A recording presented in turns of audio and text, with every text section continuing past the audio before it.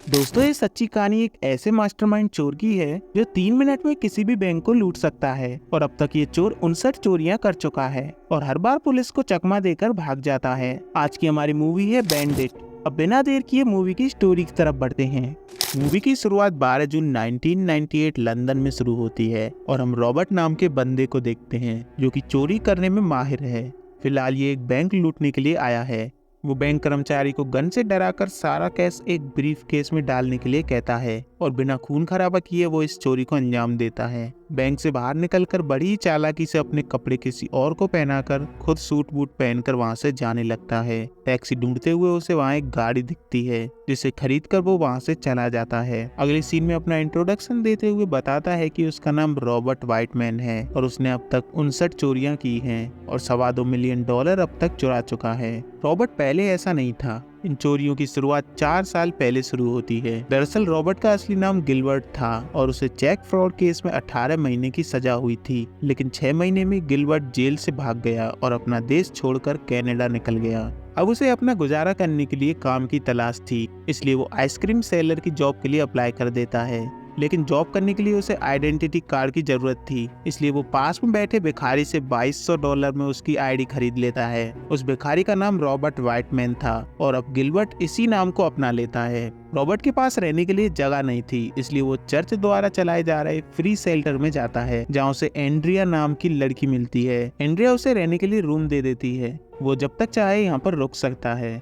कुछ दिन आइसक्रीम बेचने के बाद उसे एक दिन पता चलता है कि उसे नौकरी से निकाल दिया गया है क्योंकि अब वे उसके बदले आइसक्रीम ट्रक रखना चाहते हैं।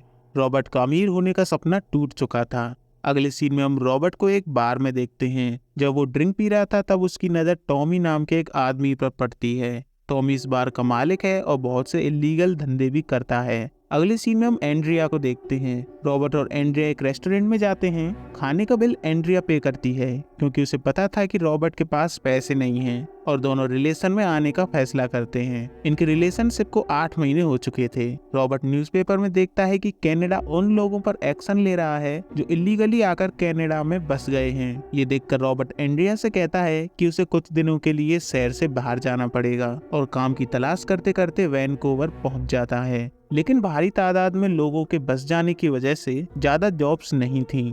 तभी उसे बैंक लूटने का आइडिया आता है, लेकिन वो अपने आइडिया को कंट्रोल कर लेता है। तभी रॉबर्ट एंड्रिया को फोन मिलाता है और एंड्रिया उसे बताती है कि वो प्रेग्नेंट है। ये सुनकर रॉबर्ट बहुत खुश होता है और कहता है कि वो उसे सुपर डैड बनकर दिखाएगा। रॉबर्ट सामने वाले बैंक में जाता है। बैंक के अंदर के नक्शे और सीसीटीवी कैमरास को एनालाइज करता है कि कहाँ सीसीटीवी कैमरास लगे हुए हैं। वहाँ से ये एक शॉप में पहुँचता है जहाँ रेंट पर कपड़े दिए जाते थे और साथ ही एक्टिंग क्लासेस भी दी जाती थीं। अब अगले सीन में रॉबर्ट सूट पहनकर उसी बैंक में जाता है और कहता है कि वो बैंकिंग सिक्योरिटी से रूटीन चेकअप के लिए आया है। वो बैंक मैनेजर से पूछता है कि अगर कोई इस बैंक को लूटने के लिए आ गया तो तुम क्या करोगे, और मैनेजर से उसे सारी इन्फॉर्मेशन मिल जाती है। इसके बाद जॉब के लिए वो एक सिक्योरिटी कंपनी में जाता है जो बैंक को सिक्योरिटी प्रोवाइड करती है, लेकिन उसके लिए वहाँ कोई जॉब नहीं थी। रॉबर्ट चुपके से वहाँ पड़ी हुई सिक्योरिटी गार्ड्स की लिस्ट चुरा लेता है। बाहर आकर सिक्योरिटी गार्ड्स को फोन करके कहता है कि कल से तुम्हें आने की कोई जरूरत नहीं है। अगले सीन में रॉबर्ट उसी दुकान में जाता है जहाँ एक्टिंग क्लासेस दी जाती थीं। वहाँ से वो भेष बदलने की कला सीखता है और भेष बदलकर बैंक में चोरी करने पहुँच जाता है। बैंक में उसे जेसिका नाम की लेडी मिलती है। वो उससे बिना शोर किए अपना ड्रॉअर खाली करने के लिए धमकाता है। जेसिका सारे पैसे उसे दे देती है, लेकिन रॉबर्ट बैग तो लाया ही नहीं था, इसलिए वो जेसिका से पैसे रखने के लिए बैग मांगता है और अपनी पहली चोरी को अंजाम देता है। इन पैसों से वो अपने लिए एक शानदार सूट खरीदता है और फ्लाइट पकड़कर एंड्रिया से मिलने पहुंच जाता है। अब हमें जॉन सैंडिस नाम के एक डिटेक्टिव को देखते हैं। उसके पास एजेंट हॉफमैन आता है। वो सैंडिस को बताता है कि इस साल 8000 से भी ज्यादा चोरियां हो चुकी हैं और चोर चोरी करके दूसरी स्टेट में भाग जाते हैं। अगर उन्हें पकड़ना है तो हमें मिलकर काम करना पड़ेगा। अगले सीन में रॉबर्ट एंड्रिया को अपने नए खरीदे हुए घर में ले जाता है। बेसिकली ये घर उसने इंस्टॉलमेंट में खरीदा था क्योंकि बैंक से चोरी किए हुए पैसे तो खत्म हो गए थे। एंड्रिया पूछती है कि तुम्हारे पास इतने पैसे कहाँ से आए।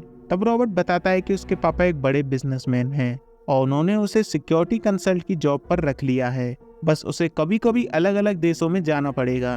अब सैंड्रिस और हॉफमैन अपने बॉस के पास जाते हैं और उनसे कहते हैं कि भारी तादाद में बाहर से लोग इलीगली यहाँ आकर बस जाते हैं और गलत काम करते हैं। हमें ये सब रोकना पड़ेगा, बस हमें आपकी परमिशन चाहिए। और उन्हें परमिशन मिल भी जाती है।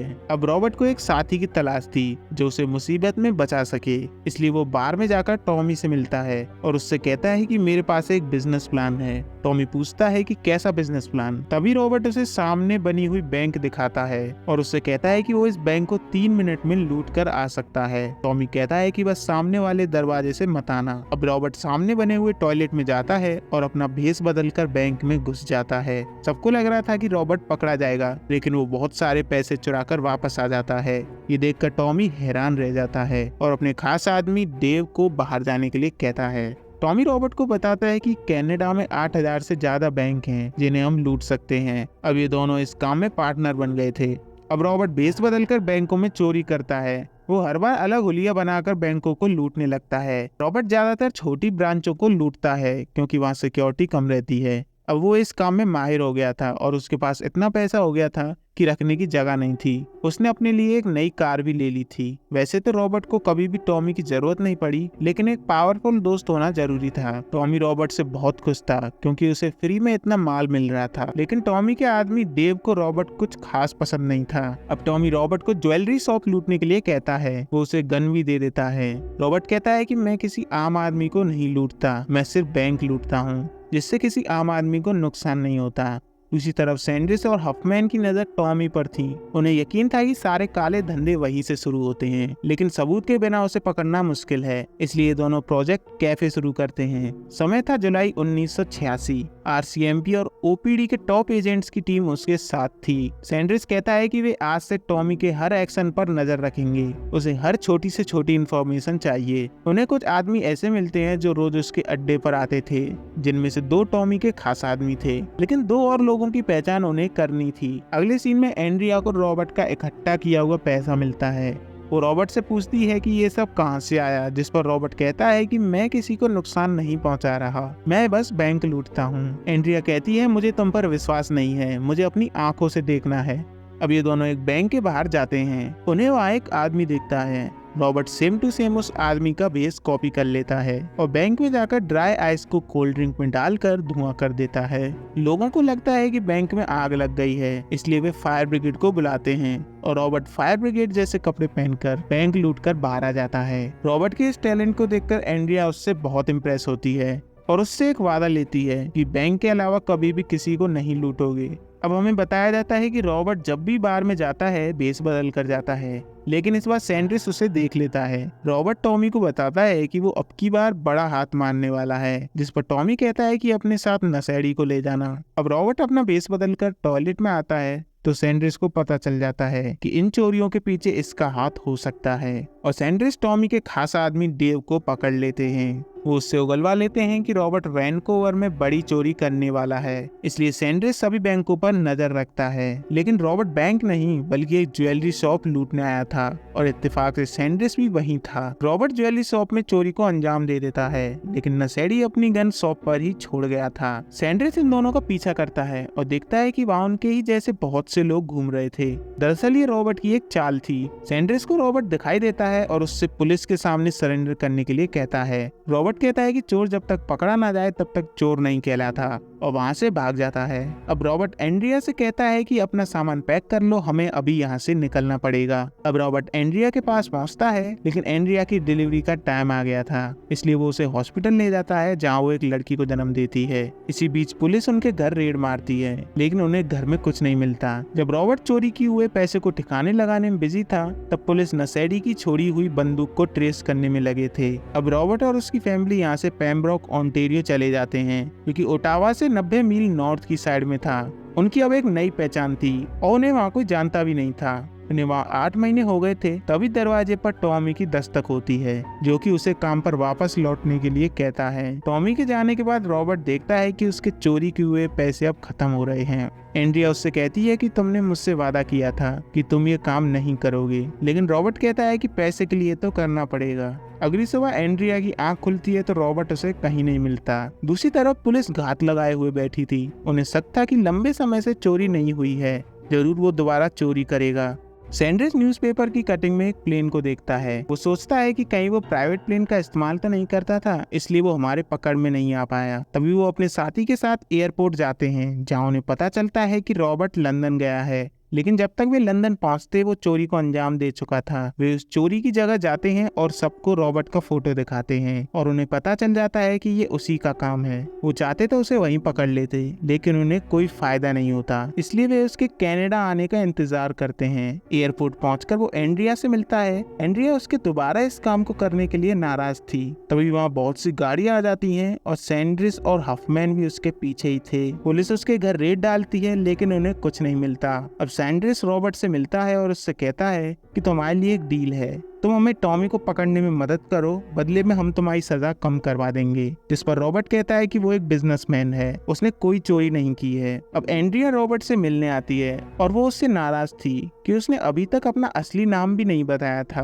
रॉबर्ट कहता है कि बच्ची को लेकर तुम कहीं दूर चली जाओ, जिस पर एंड्रिया मना कर देती है। अब रॉबर्ट से उसका दोस्त टॉमी मिलने आता है। वो उससे सॉरी कहता है कि पुलिस मुझे ट्रेस करते हुए तुम्हारे पास आ गई, तुम उन्हें सब कुछ सच बता दो, जिससे तुम्हारी सजा आधी हो जाएगी। लेकिन रॉबर्ट कहता है कि मैं चीजें इस्तेमाल करता हूँ, लोगों को नहीं। जिस पर टॉमी कहता है कि तुम एक सच्चे दोस्त हो। अब रॉबर्ट को 20 साल की सजा सुनाई जाती है। ये देखकर एंड्रिया का दिल टूट जाता है। अब कुछ महीनों के बाद एंड्रिया एक बच्ची को जन्म देती है और उसके 2 साल बाद 1989 में इन दोनों का डिवोर्स हो जाता है। 1992 में डिटेक्टिव सैंड्रिस धूम्रपान करने वालों के खिलाफ एक टीम में शामिल हो गया था और उसने टॉमी को 8 साल की सजा दिलवा दी थी। 2001 में गिलबर्ट जेल से रिहा हो गया और करंटली वो एक ट्रक ड्राइवर है और वो अब भी अपनी दोनों बेटियों के टच में है। अब एंड में हमें एक इंटरव्यू दिखाया जाता है, जिसमें रिपोर्टर गिलबर्ट से पूछता है कि आप बिना मुस्कुराए ये बता सकते हैं कि अब आपके पास कितना पैसा बचा हुआ है। जिस पर गिलबर्ट कहता है कि मैं मुस्कुरा के और बिना मुस्कुरा के भी बता सकता हूँ कि मेरे पास एक पैसा भी नहीं है।